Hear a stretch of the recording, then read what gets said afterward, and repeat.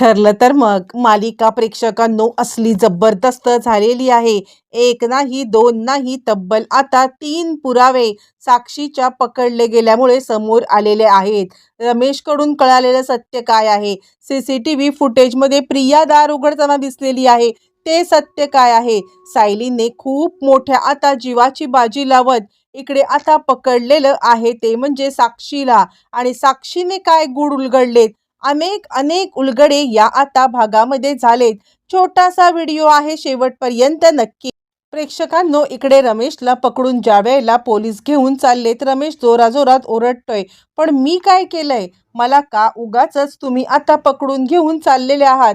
मी खरंच काही केलेलं नाहीये, मला नका पकडू, सोडा. आता ऍक्च्युली रमेशने खरंच आत्ता काय केलंय त्याला माहित नाहीये. आणि प्रिया टोटली घाबरले. काय नक्की हे सगळं चाललंय? म्हणजे हा रमेश आता ज्या पद्धतीने ओरडतोय तर त्याला खरंच काही माहित नाहीये का? नाही नाही, मला महिपत शेठ आणि नागराज काका यांच्यापर्यंत हे सत्य पोहोचवायलाच पाहिजे, असा ती विचार करते आणि ती तिकडून निघालेली आहे. तोपर्यंत रमेशला पकडून आता पोलीस स्टेशनला आणलंय आणि मग हे दोघं जण सुद्धा आता तिकडे आलेले आहेत. आणि त्यानंतर सायली अर्जुन विचारतायत की काही रमेशने सांगितलं का? यावरती मग आता इन्स्पेक्टर साहेब सांगतायत, नाही, अजून तरी त्यांनी तसं हवे तसं तोंड काही उघडलेलं नाहीये. म्हणजे खरं बघायला गेलं तर 2 फटके पडले ना की खरं तर तो तोंड उघडेल, पण काय सत्य समोर येईल काही कळायला मार्ग नाहीये. यावरती सायली म्हणते, आता अस्मिताबाईंच्या केसबद्दल बोलूया का? अस्मिताबाईंना मारण्यासाठी कोण एक मुलगी आली होती, मला खरंच काही कळत नाहीये. त्यावरती ते म्हणतात, हे बघा, सीसीटीव्ही कॅमेरे आम्ही सगळे काढलेत आणि हे सीसीटीव्ही कॅमेरे पाहिल्यावरती तुमच्या लक्षात गोष्ट येईल. म्हणजे आता ऍक्च्युली प्रेक्षकांनो, हे कॅमेरे बाहेरच्या साईडने आहेत.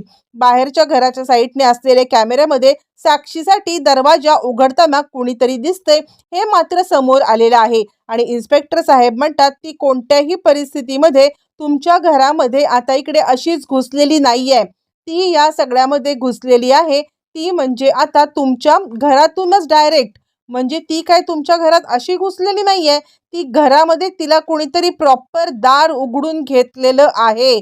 समजतंय का तुम्हाला? तिला दार उघडून घेतल्यामुळे ती घरात आलेली आहे. असं म्हटल्यावर ती सायली म्हणते, पण हिला हिला दार उघडून कोण घेणार? यावरती इन्स्पेक्टर साहेब सांगायला लागतात, ते तर आता तुमचं तुम्हीच शोधून काढा.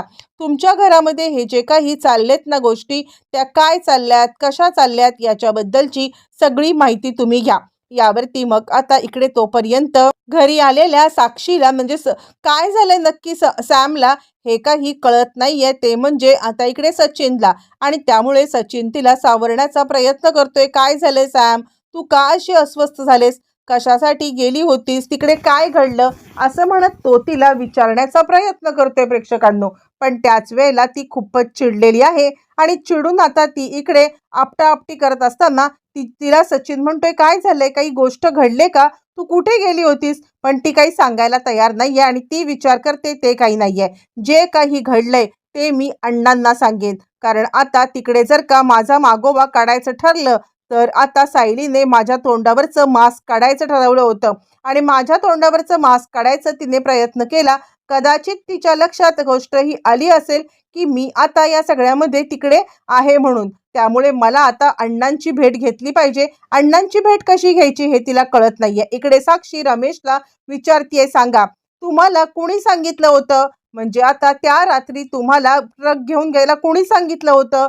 महिपत आणि नागराजने का? आता प्रेक्षकांनो, इकडे आता तो वेगळाच खुलासा करतोय. तो काही बोलायला मागत नाहीये आणि तो सांगतोय, नाही, मी तर महिपतला ओळखत पण नाहीये आणि नागराजला पण ओळखत नाहीये.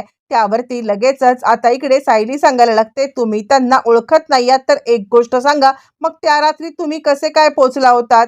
ते तरी गोष्ट आम्हाला कळली पाहिजे ना. त्यावरती तो म्हणतो, मला माझ्या बॉसने सांगितलं होतं आणि बॉसने सांगितल्यामुळे मी तिकडे तसा पोहोचलो होतो. ती म्हणते, कोण तुमचा बॉस? यावरती तो सांगतोय, मला बॉस नक्की कोण आहे मला माहित नाहीये.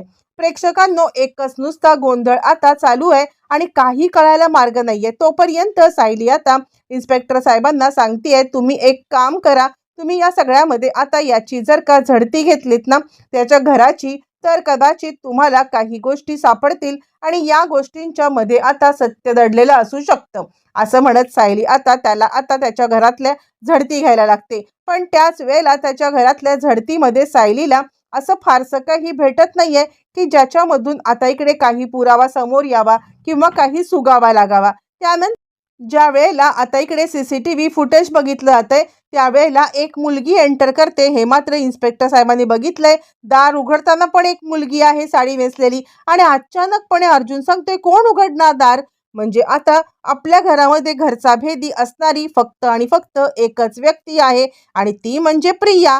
त्यामुळे कदाचित फक्त आणि फक्त प्रियाच दार उघडू शकते आणि त्याचमुळे मला संशय आहे की प्रिया. यावरती सायली म्हणते, पण प्रिया का दार उघडेल? प्रियाचा संबंध काय? तोपर्यंत ह्या सगळे बोलाचाली चालू असताना इकडे आता साक्षी आलेली आहे आणि साक्षी आता या सगळ्यामध्ये तिकडे हवालदाराला सांगतेय की मला मला महिपत शिकरे यांना भेटायचं आहे. महिपत शिकरे यांची आता मी इकडे म्हणजे केस घेण्यासाठी आलेली आहे. मी महिपत शिकरेंची वकील आहे. त्यावरती आता इकडे हवालदार सांगायला लागतात, ठीक आहे, तुम्ही नाव लिहून टाका तुमचं. आणि त्यावरती ती त्या दिवशी जे नाव लिहिलेलं आहे तेच नाव लिहिते. नेमकं सायली अर्जुन त्याच वेळेला कंप्लेंट नोंदवून निघाले. आता तोपर्यंत इकडे आता ती सांगत आहे, मला महिपत शिकरे यांची केस घ्यायची आहे. आणि त्याच वेळेला सायली अर्जुन तिला म्हणजे सायली तिला पाहते. हे डोळे कुठेतरी पाहिलेत हे तिला कळलंय आणि तिला लगेचच क्लिक झालंय की त्या दिवशी रेस्टॉरंटमध्ये सुद्धा आपण हिलाच पाहिलं होतं. आणि एक गोष्ट म्हणजे आज म्हणजे काल ज्या वेळेला अस्मिताबाईंना मारायला आलेली मुलगी सुद्धा हीच होती, साक्षी. पण आत्ता जर का मी गोंधळ घातला किंवा आत्ता जर का मी काही बोलले तर मात्र ही आता उगाचच फुकटचा गहजब करेल आणि इकडून पळून जाईल. नाही, मला काहीही झालं ना तरी सुद्धा आत्ता हिच्या समोर काही करायचं नाहीये किंवा हिच्या समोर कोणत्याही प्रकारे एक्सपोज व्हायचं नाहीये. आणि त्यामुळे ती आता इकडे अर्जुनला इशारा करते. इकडे साक्षीला वाटते की हिने आपल्याला ओळखलेलं नाहीये. ती आता महिपतला भेटायला आत गेल्यावरती इन्स्पेक्टर साहेबांना सांगते, एक काम करूया का, CCTV कॅमेऱ्याच्या त्या साईडला सुद्धा आता आपल्याला फुटेज काय दिसतंय बघूया. असं म्हटल्यावरती इन्स्पेक्टर साहेब त्यांना आता दुसरं फुटेज दाखवतात आणि प्रेक्षकांनो सगळ्या गोष्टी क्लिअर झाल्यात. त्या फुटेजमध्ये सगळ्या एका झटक्यात दिसल्यात. म्हणजे आता प्रिया दार उघडायला गेलेली आहे, समोरून साक्षी आलेली आहे आणि साक्षी ज्या वेळेला समोरून एंट्री करते त्यावेळेला प्रिया आता तिला म्हणते, तू इथे कशी काय आलीस? आणि त्याच वेळेला साक्षी तोंडावरचं मास्क काढते. प्रेक्षकांनो आता इथेच खऱ्या अर्थाने सगळ्या गोष्टी क्लिअर झाल्यात आणि त्यावरती सायली आता सांगायला लागलेली आहे की अर्जुन सर मी तुम्हाला एक गोष्ट सांगतेय. सगळ्यात महत्वाची ती गोष्ट म्हणजे आता सायली सांगते की काल आपल्याकडे आली होती ती म्हणजे आता इकडे साक्षी. यावरती अर्जुन त्याला म्हणतोय, कसं काय? आणि त्यानंतर कसं काय अर्जुन म्हणत असतानाच अचानकपणे CCTV फुटेजमध्ये साक्षीचा चेहरा क्लिअरली दिसतोय आणि सायली जे काही बोलतीये ते सगळं खरं आहे हे सत्य समोर आल्यावरती मग काय, मग मात्र आता एकाच झटक्यात सगळ्याच गोष्टी क्लिअर झाल्यात. आणि त्यानंतर मग आता कोणी सायलीला बोलू शकत नाहीये की ती नाहीये, ही नाहीये. आणि त्यानंतर सायली आता पुढचं प्लॅनिंग करायला लागते. सायली आता सांगायला लागते, इथे आतमध्ये जी महिपतला भेटायला गेलेली आहे ही सुद्धा साक्षीच आहे. अर्जुन म्हणतो, काय? आणि त्यावरती सायली सांगायला लागते, हो ही सुद्धा साक्षीच आहे. आणि सगळ्यात महत्वाची गोष्ट म्हणजे ती आत्ता इकडे वेश पालटून आले आणि त्या दिवशी तुम्ही ज्या वकिलांना शोधत होतात ना ती सुद्धा वकील आता हीच आहे. असं म्हणत सायलीने एक करत आता जे काही खुलासे केलेत प्रेक्षकांनो. आणि आता सगळ्यात महत्वाचं म्हणजे आता ती सांगते की आत्ता हिला जर का आपल्याला पकडायचं असेल तर मात्र काहीही करून हिला आता आपल्याला ट्रॅपमध्ये अडकवायला पाहिजे. तिला महिपत सोबत बोलू दे, आपण तोपर्यंत प्रियाला पकडण्यासाठी माणसं पाठवूया. अर्जुन म्हणतो, पण आता म्हणजे तन्वीला आधीपासून माहिती होतं की ही साक्षी जिवंत आहे. यावरती सायली सांगते, तन्वी आपल्याशी कधी खरं बोललेली आहे? तोपर्यंत ही आता भेटायला आलेली आहे महिपतला भेटायला आल्यावरती ती आता सांगायला लागते, अण्णा माझ्याकडून खूप मोठी चुकी झालेली आहे.